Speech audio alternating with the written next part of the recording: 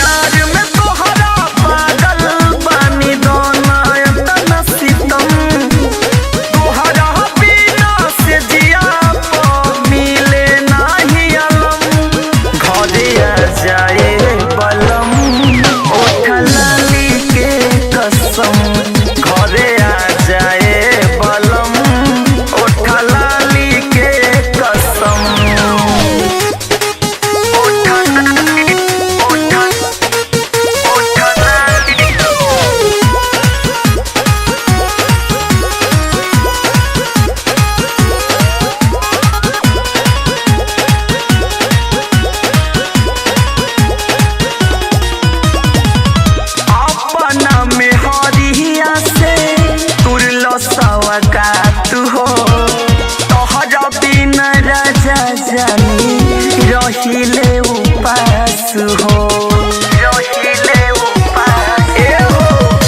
अपना में हरिया से तुरल सवगात हो तोहरा बिना राजा जानी रहिले उपास हो कबो न ठीक से हिलल बाटे नहीं हद के पलक कबो न ठीक से हिलल बाटे नहीं हद के पलक घरिया जाए बला ओठ लाली के कसम घरे आ जाए बलम ओठ लाली के कसम।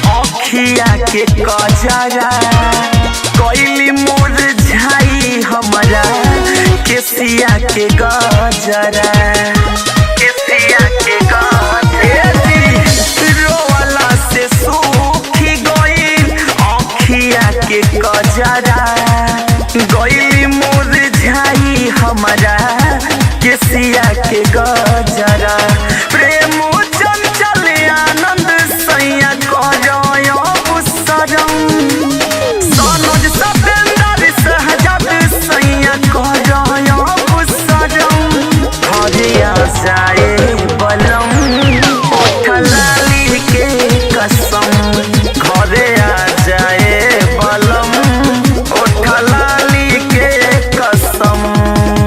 प्यार में तोहरा पागल बानी दोना एतना सितम तोहरा बिना से जिया जाए बलम ओठ लाली के कसम।